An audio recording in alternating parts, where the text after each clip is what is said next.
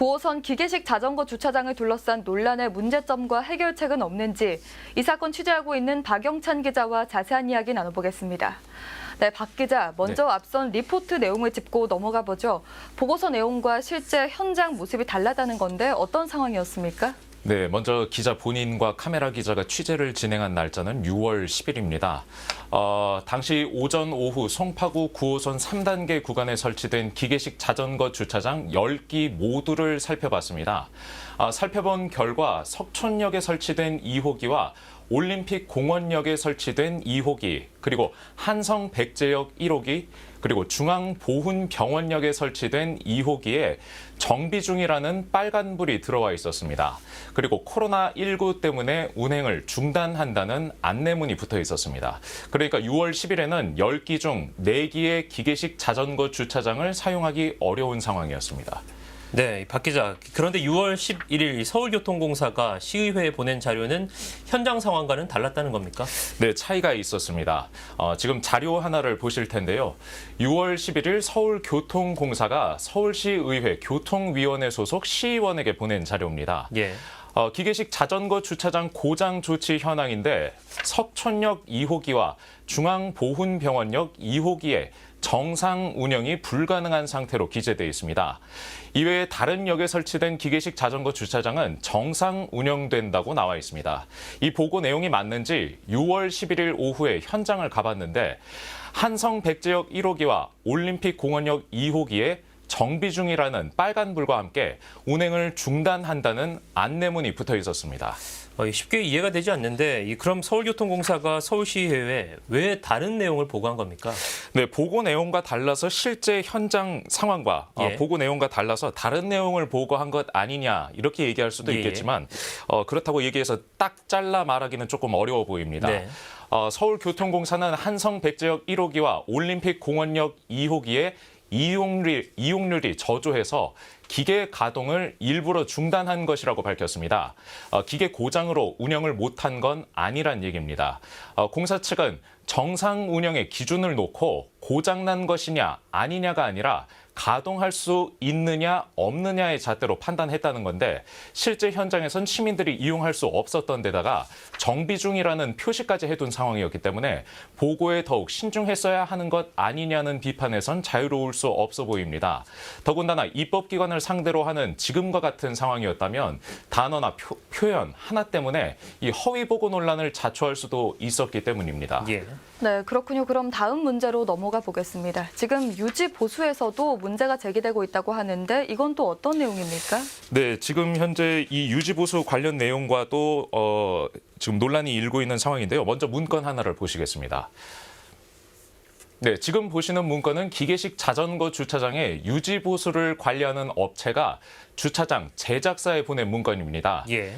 문건엔 석촌역에 설치된 자전거 주차장을 정기 점검하는 과정에서 고장을 발견했고 이 고장 때문에 수리를 의뢰한다고 나와 있습니다. 내용 옆에는 하자 보증 기간을 참고하라는 문구도 언급되어 있습니다. 한마디로 이 기계식 자전거 주차장에 고장이 났는데 이게 기계의 하자일지 모르니까 하자 보증 기간의 내용에 맞춰서 수리를 고려해달라는 내용입니다. 그렇군요. 그런데 유지보수라고도 관리하는 업체인데 이 고장난 것을 왜 못 고치고 있는 겁니까? 네, 이 하자로 고장난 것은 보증 규약에 따라서 처리하면 되는 일입니다. 예. 하지만 이게 기계 하자로 일어난 고장인지 관리 과정에서 일어난 고장인지를 놓고 잡음이 있는 상황입니다. 네. 먼저 이 기계식 자전거 주차장의 특성에 대해서 한번 살펴보겠습니다. 현재 9호선 3단계 구간에 설치된 기계식 자전거 주차장은 국내 모 벤처기업이 자체 특허를 통해서 독자적으로 개발한 자동화 설비입니다. 편의상 이 벤처기업을 알파벳 가장 앞단어인 A를 붙여서 A사라고 표현하겠습니다. 네. 원래 이 기계식 자전거 주차장 시스템은 2007년 일본의 JFE 중공업이라는 회사가 처음 개발한 개념입니다.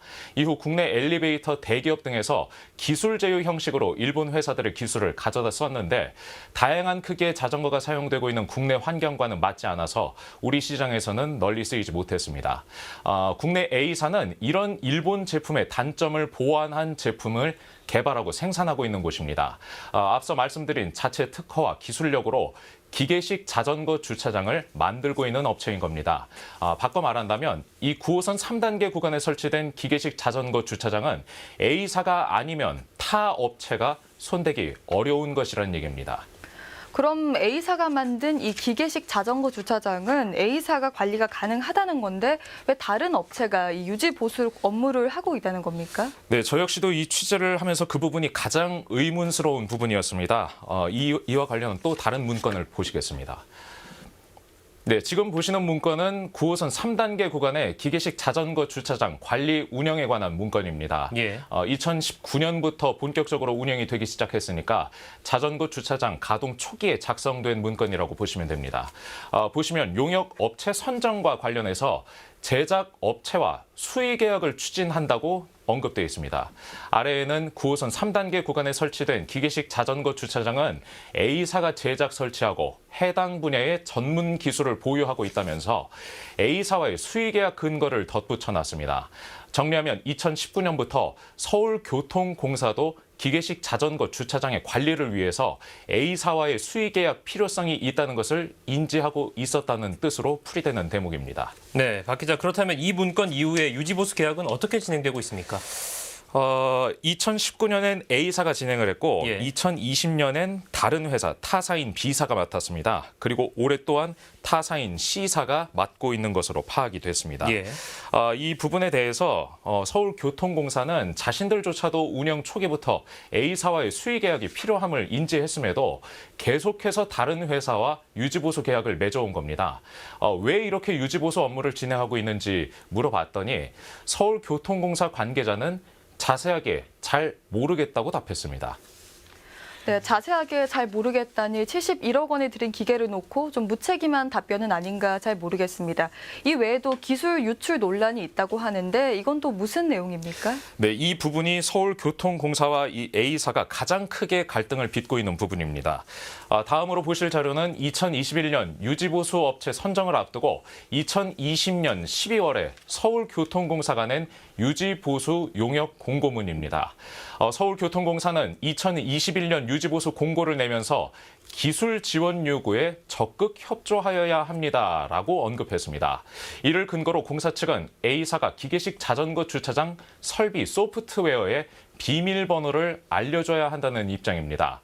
특히 서울교통공사는 A사의 기계식 자전거 주차장이 승강기 설비인 만큼 이 설비의 정보를 원청사에 알려줘야 한다는 논리를 펴고 있습니다. 하지만 A사는 서울교통공사가 요구하고 있는 이 설비 비밀번호가 자신들의 핵심 기술과 직결된 부분이라서 공사 측의 요구를 받아들일 수 없다고 이야기하고 있습니다. 무엇보다 자신들이 만든 자전거 주차장은 현행 승강기 유지 보수 관리업과도 무관하다는 점을 강조하기도 했습니다. 관련 인터뷰 들어보시겠습니다. 예. 기술 전체입니다, 사실은. 그거 알면은 누구나 만들 수 있어요. 뭐 그걸 내놓으라고 하는 거니까. 자전거 주차장 같은 경우에는 기존의 그 우리나라 현행법에 있는 그 승강기 유지 보수 관리업하고는 좀 차이가 있는 부분인 거죠? 해당 안 돼요. 자동화 설비예요. 그러니까 기계식 자전거 주차장은 현행 그 승강기 관리업하고는 별개로 봐야 돼요. 별개죠. 우리가 했는 거하고 저쪽에 했는 거하고는 시스템 자체가 틀리기 때문에. 네, 이와 관련해서 A사에 대한 이 서울교통공사의 요구는 현행법에 저촉될 위험도 있어서 논란의 여지를 안고 있는 부분입니다. 하도급법 12조 3항에서는 원사업자가 수급사업자의 기술 자료를 요구해선 안 된다고 규정하고 있기 때문입니다. 또 자기 또는 제3자를 위해서 사용하는 행위도 금지하고 있습니다. 종합하면 A사가 개발한 기계식 자전거 주차장은 자체 특허를 기반으로 만든 독자적인 설비이고 이 특성을 인지하는 방식에서 양측 간의 이견이 있는 것으로 보입니다. 특히 이 기술 논란은 법적 분쟁으로 비화될 수도 있는 부분이기 때문에 이 사건의 새로운 뇌관이 될 가능성이 있습니다. 박 기자, 이 기술에 대한 이해가 부족해서 생기는 갈등으로 보이는데 이 물건 납품은 또 다른 문제 아니겠습니까? 이 업체가 기술 개발은 뛰어나지만 이 제품에 문제가 있을 가능성은 없습니까? 네, 지적하신 대로 이 제품 품질에 문제는 없었는지 이 취재하면서 이 업체가 납품한 다른 기계식 주차장도 살펴봤습니다. 예. 2012년 A 업체는 동작구 2호선 신대방역에 이 기계식 자전거 주차장을 납품했습니다. 현재 이 주차장은 동작구청이 운영하고 있었습니다. 운영한 지는 한 10년가량 됐다고 하는데 담당자와 나눈 얘기 들어보시겠습니다. 하시면서 좀 뭐 고장이 났다거나 뭐 애로가 있었다거나 아니요, 그런 건 없고 특별한 보장이나 이런 거는 제가 있을 때는 없었어요. 네, 접촉했던 동작구청 관계자는 10년 동안 운영을 하면서 A사 차원의 정기적인 유지 보수를 한 것 외에는 자연적으로 고장이 일어난 적은 없었다고 답했습니다. 결국 기계가 잘 돌아가려면 주기적으로 기름칠을 해야 하듯이 유지 보수도 잘 돼야 하는데 이걸 할 수 있는 업체가 손을 못 대고 있다 보니까 계속 문제가 되풀이되고 있는 것으로 보입니다.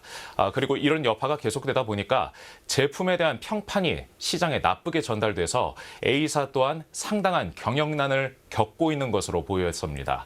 무엇보다 우리 국내 기업들이 만든 이 기술에 대해서 이 기술 보호 필요성에 대한 관심도 필요해 보였습니다. 관련 인터뷰 들어보시겠습니다.